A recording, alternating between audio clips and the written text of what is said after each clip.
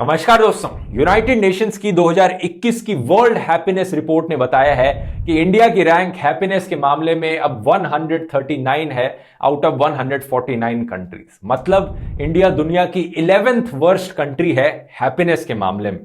मतलब पाकिस्तान में भी लोग अब ज्यादा खुश हैं इंडिया के कंपैरिजन में। सही सुना आपने दोस्तों, पाकिस्तान एक ज्यादा हैप्पी कंट्री है इंडिया से। हद हो गई, हद हो गई, हद हो गई। सुभान अल्लाह, सुभान अल्लाह, वाह वाह वाह। थोड़ी मर्यादा रखिए। मेरा दिमाग खराब हो गया। नहीं, लेकिन सीरियसली बात करें दोस्तों तो कितनी एक्यूरेट है ये रिपोर्ट? एक्चुअली में हैप्पीनेस जैसी चीज को कोई मेजर भी कैसे कर सकता है, स्पेशली एक कंट्री के लेवल पर? क्या लोगों से जाकर पूछा जाता है भाई कितने खुश फील कर रहे हो आप, और उसका एक सर्वे बनाया जाता है? आइए जानते हैं आज के इस वीडियो में।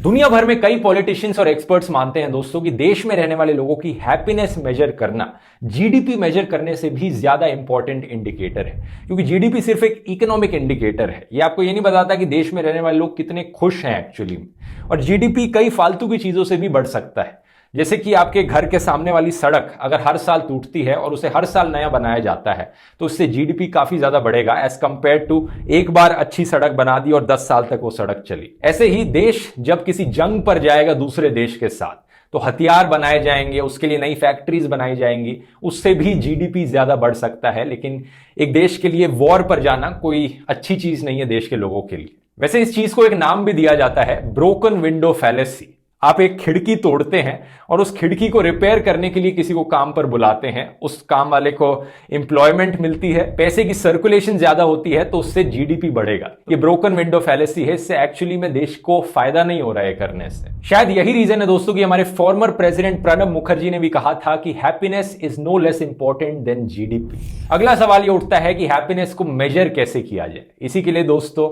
एक रिपोर्ट निकाली जाती है हर साल United Nations sustainable development solutions network के द्वारा, जिसका नाम है वर्ल्ड हैप्पीनेस रिपोर्ट। आइए देखते हैं इस रिपोर्ट में कैसे मेजर करते हैं ये हैप्पीनेस को और कैसे अलग अलग कंट्रीज को कंपेयर करते हैं। इस रिपोर्ट में बेसिकली 6 क्राइटेरिया हैं जिनके बेसिस पर एक देश की हैप्पीनेस कैलकुलेट करी जाती है और इस हैप्पीनेस को बाकी देशों की हैप्पीनेस से कंपेयर किया जाता है। तो ये 6 क्राइटेरिया हैं। पहला, GDP per capita, healthy life expectancy, social support, freedom to make life choices, generosity और परसेप्शन ऑफ करप्शन। अब इन 6 में से पहले 2 क्राइटेरिया ऐसे हैं जिनके ऊपर हार्ड डेटा अवेलेबल है। जीडीपी पर कैपिटा क्या है एक देश का, हम सब जानते हैं, कैलकुलेट किया जा सकता है, मैथमेटिकली इसका डेटा अवेलेबल है। सिमिलरली हेल्दी लाइफ एक्सपेक्टेंसी, एक देश में ऑन एवरेज एक इंसान की लाइफ एक्सपेक्टेंसी कितनी है, इसका भी क्लियर कट डेटा अवेलेबल है वर्ल्ड हेल्थ ऑर्गेनाइजेशन के पास। तो पहले 2 क्राइटेरिया को डेटा के आधार पर जज किया जाता है और जो बाकी 4 क्राइटेरिया हैं उन्हें सर्वे के आधार पर जज किया जाता है। एक सैंपल साइज लिया जाता है लोगों का और उनसे कुछ सवाल पूछे जाते हैं जिसके बेसिस पर इनकी रेटिंग आती है। तो एग्जैक्टली क्या सवाल पूछे जाते हैं इन सर्वेज में, आइए एक एक करके देखते हैं। सोशल सपोर्ट के क्राइटेरिया में सवाल पूछा जाता है, if you were in trouble do you have relatives or friends you can count on to help you whenever you need them or not.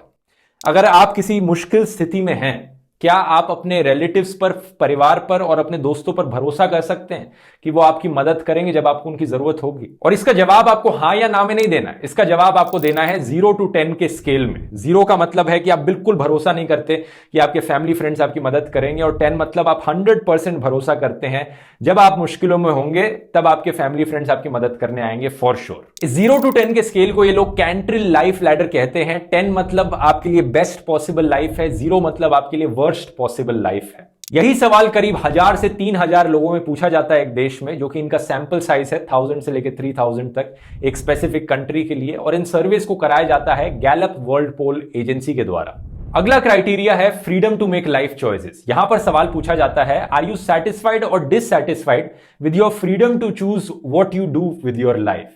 आपकी लाइफ में, अपनी जिंदगी में कितना फ्रीडम है? क्या आप जो करियर पाथ चूज करना चाहते हैं वहां पर चूज कर सकते हैं, जो खाना खाना चाहते हैं वो खा सकते हैं, जो कपड़े पहनना चाहते हैं, जो धर्म को फॉलो करना चाहते हैं, इन सब चीजों को लेकर आम जिंदगी में क्या आपके पास आजादी है?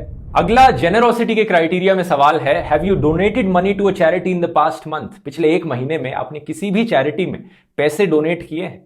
बड़ा ही इंटरेस्टिंग सवाल है दोस्तों, क्योंकि जो इंसान खुद से खुश होगा वही किसी को डोनेट करेगा पैसे। और कई साइंटिफिक रिसर्च ने बार बार पॉइंट आउट करी ये चीज कि जब एक इंसान दूसरों की मदद करता है दूसरों को खुशी देता है तब उसे खुद भी खुशी मिलती है।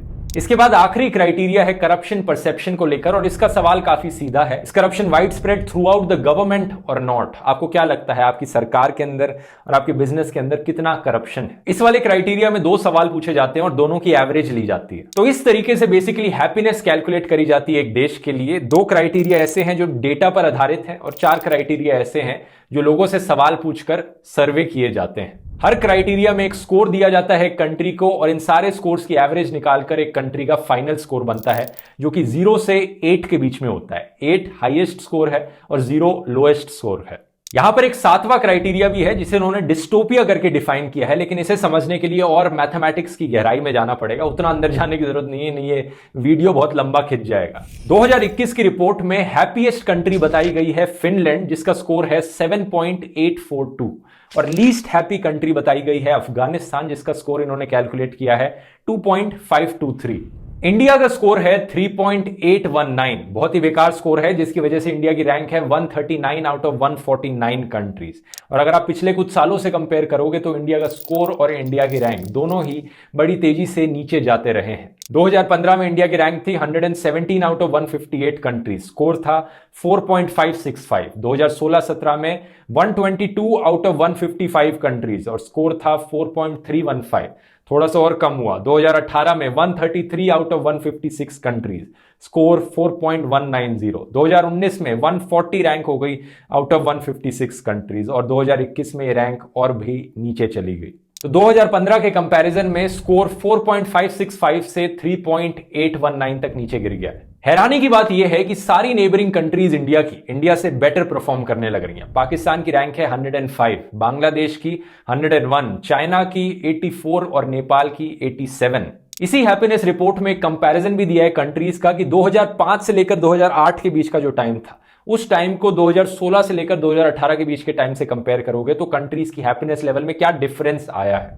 और इसमें इंडिया दोस्तों 4th वर्स्ट कंट्री है दुनिया में कि इंडिया की रैंक इतनी नीचे गिर गई। सबसे वर्स्ट कंट्री है इसमें वेनेजुएला।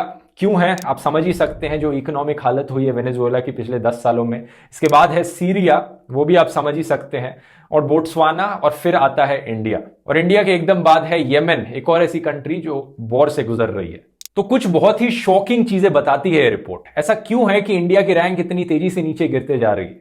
आइए वीडियो में आगे समझने की कोशिश करते हैं, लेकिन उससे पहले जानते हैं कि टॉप पर कौन बैठा है और सबसे ज्यादा इंप्रूव किसकी रैंक हुई है। हैप्पीएस्ट कंट्रीज हैं दुनिया में Finland, Denmark, Switzerland, Iceland, Netherlands, Norway और स्वीडन। और निकारागुआ, बुल्गारिया और लैटविया ऐसी कंट्रीज हैं जिन्होंने सबसे ज्यादा इंप्रूवमेंट्स दिखाई है अपने स्कोर में और अपनी रैंक में पिछले 10 सालों में। तो अब इसी रिपोर्ट में दोस्तों आप एक क्राइटेरिया वाइज कंपैरिजन भी देख सकते हैं कि कौन से क्राइटेरिया में कौन सी कंट्री सबसे ऊपर है, कौन सी कंट्री सबसे नीचे है। और क्राइटेरिया वाइज अगर आप देखेंगे इंडिया की रैंक तो आपको दिखेगा कि इंडिया एक्चुअली सोशल सपोर्ट के मामले में बहुत बेकार है, और फ्रीडम, करप्शन और जेनरोसिटी के मामले में इतनी बेकार परफॉर्मेंस नहीं रही है इंडिया की। लेकिन याद रखिए ये कुछ ऐसे सवाल हैं जिनका जवाब लोग अपने परसेप्शन के बेसिस पर देते हैं। जो लोगों को लगता है, उनका जो ओपिनियन है उस इशू में, वो इन्फ्लुएंस हो सकता है काफी सारी चीजों से, उनकी आसपास की एनवायरनमेंट से, उनकी खुद की थिंकिंग से, और देश में जो उस वक्त कंडीशंस हैं उनसे।